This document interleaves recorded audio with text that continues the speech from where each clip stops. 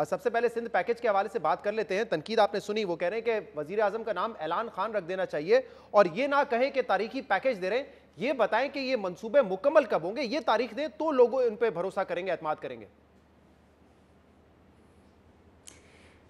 अच्छा जी, पहले तो वो नामों की बात हो रही थी तो मेरे ख्याल में ये अच्छा आइडिया है कि नाम जो हैं वो नए नए आने चाहिए। ये बहुत अरसे से सिंध की जो हुकूमत है उसको सोशल मीडिया पे अगर आप देखें तो साईं सरकार कहा जाता है। शायद ये जितनी बातें करते हैं प्रेस कॉन्फ्रेंसेस, क्योंकि खुद तो करते कुछ नहीं है, तो सिर्फ ये प्रेस कॉन्फ्रेंस करके जो है वो दूसरों के ऊपर तनकीद करते हैं कि दूसरे क्यों काम करने की कोशिश कर रहे हैं। जब हम सिंध के अवाम की ज़िंदगी हमने मुश्किल की भी है तो ये उसमें आसानी पैदा करने की क्यों काम करें। तो मेरे ख्याल में आज से इनका नाम भी जो है ना वो तनकीद सरकार होना चाहिए बजाय कि साईं सरकार। ऐसे जुमले कसने से कुछ नहीं होता। मैं एक चीज़ के ऊपर हैरत ज़दा हूँ, बिल्कुल हैरत ज़दा हूँ कि हिम्मत कैसे होती है बात करने की। उन्होंने कहा हैदराबाद में यूनिवर्सिटी का ऐलान किया था और वो यूनिवर्सिटी जो है वो आज तक उसका नामो निशान कहाँ है। 2.5 साल हो गए, कम से कम 1 दर्जन मरतबा मैं चीफ मिनिस्टर सिंध के साथ जाती तौर पे फॉलोअप कर चुका हूं। वो मेरे दफ्तर तशरीफ लाए थे जब मैंने उनसे रिक्वेस्ट की, जब भी सिंध चीफ मिनिस्टर हाउस में मीटिंग होती है हम वहां पे रिक्वेस्ट करते हैं। फिर आखिरकार मैंने अमीनुल हक से कहा कि यार अमीन भाई मेरी तो नहीं सुनते, आप डायरेक्टली क्यों नहीं रिक्वेस्ट करते। मेरे ख्याल में मेरे सामने आधा दर्जन से दफा तो वो रिक्वेस्ट कर चुके हैं एक एनओसी देने की। हर दफा नासिर शाह की भी मुझे आवाज आ रही थी, आखिर में ये हो गया ये नासिर शाह करेंगे, और जब भी हमारी बात होती है तो वो बोलते हैं कल करेंगे। ये हो रहा है, ये करिए सिंध हुकूमत सिंध के अवाम के साथ कि वफाक पैसा लगाने की कोशिश कर रही है और किस तरीके से रोक रहे हैं। दूसरी बात पे इस पे आ जाए कि ये पुराने मंसूबे, उन्होंने कहा कि ये मोटरवे पुराना मंसूबा है। नासिर शाह साहब मैं आ जाता हूं सखर, आपके पास बड़े आप अच्छे अखलाक रखने वाले आदमी हैं, आपके साथ मैं बिल्कुल खुशी खुशी आपके साथ चलता हूं, चलें जरा उस मोटरवे पे तो चलते हैं ना जो बनी हुई है।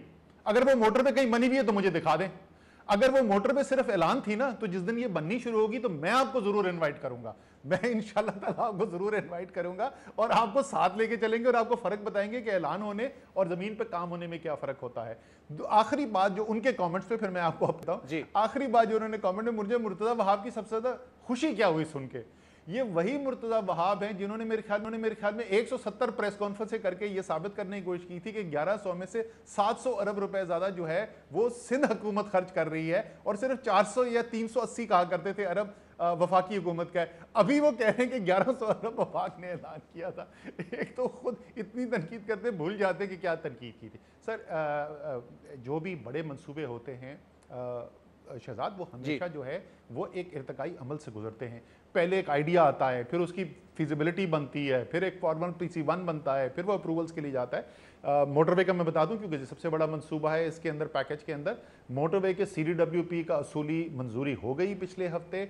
अब वो P3A बोर्ड ने उसका वायबिलिटी गैप फंड, बिकॉज हम पब्लिक प्राइवेट पार्टनरशिप से उसको फंड कर रहे हैं, प्रोजेक्ट कर रहे हैं, तो उसमें जो गैप होता है उस गैप की फंडिंग जो है उसकी अप्रूवल होगी इंशाल्लाह ताला। अगले बुध को उसकी मीटिंग होगी, वो अप्रूवल हो जाएगी। उससे अगले हफ्ते हमने एक्नेक की मीटिंग रिक्वेस्ट करनी है, अप्रूवल के बाद ये ट्रांजैक्शन मार्केट के अंदर चली जाएगी। दूसरा मंसूबे के हवाले से, अभी मोटरवे के हवाले से बात कर रहे हैं, आज इस पर एहसन इकबाल साहब ने भी ट्वीट किया था। उन्होंने कहा था कि 2018-19 में हमने जो PSDP बनाया था उसमें ये शामिल था मंसूबा, और इसकी लैंड एक्विजिशन भी हम अपने दौर में कर चुके हैं। सर मैं भाई दी बात चले, ये एक से क्या क्या दावे करते हैं। सर मैं फिर वही कहूँगा कि अगर मोटरवे कहीं बनी हुई नज़र आती है तो प्लीज़ मुझे, अब चलते हैं। एहसन इकबाल साहब भी मेरे पुराने दोस्त हैं, सारे अच्छे लोगों के नाम ले रहे हैं, ज़रा उनके साथ मैं चलता हूँ। हम बनाने का दावा नहीं कर रहे, दोनों साथ चलेंगे जबरदस्त पराठे लगाते हुए। मंसूबे की प्लानिंग हो गई थी, PSDP में शामिल कर दिया गया था, फिर हमारी हुकूमत खत्म हो गई। सर मैं वही समझाने की बात कर रहा हूँ। आपको पता है ना थ्रो फॉरवर्ड कितना है इस वक्त आपके PSDP में, खरबों रुपए का थ्रो फॉरवर्ड है। PSDP के अंदर बहुत कुछ शामिल किया जाता है, एंड में ये देखा जाता है डिलीवर किसने किया ये नहीं किया।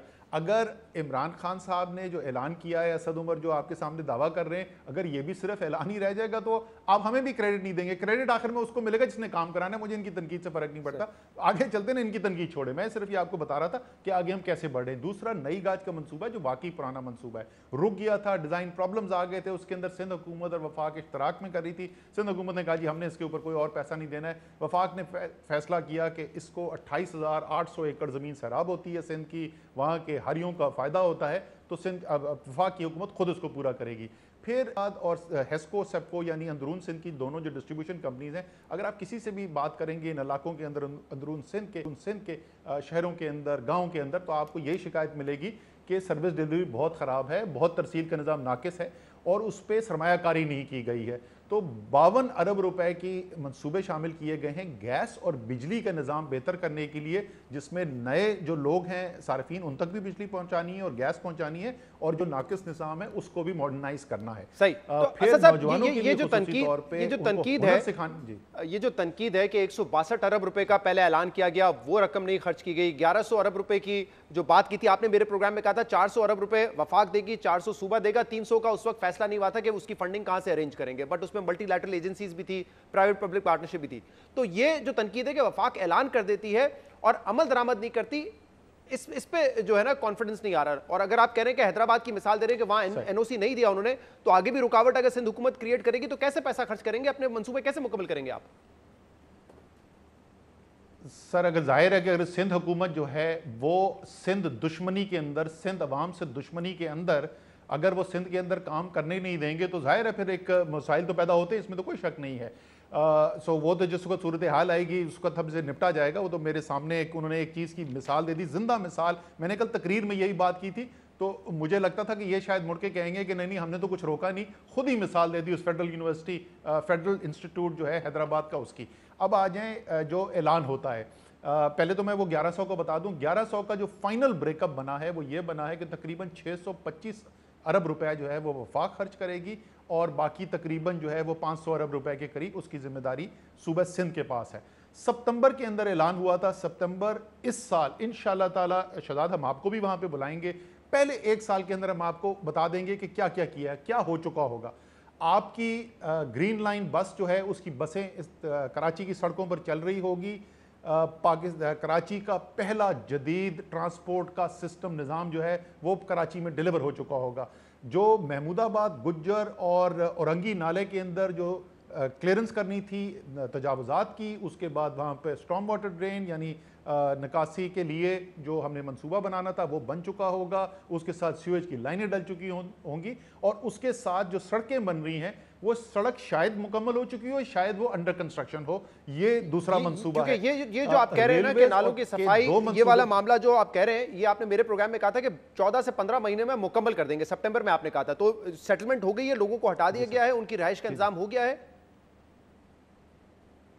जी, इसमें काफ़ी हद तक जो है वो पेशरफ्त हो चुकी है। महमूदाबाद का तो 100% हो चुका था और वहाँ पे सेटलमेंट हम दोबारा नहीं, उसके बाद आखिर में ये फैसला हुआ था कि कैश दी जा रही है, कॉम्पनसेशन दी जा रही है उनको, जिनको वहाँ से हटाया जा रहा है तो उनको नकद रकम मिल जाएगी और फिर वो खुद अपनी मर्जी की जगह पे उसके बाद रिहाइश जाकर ले रहे हैं।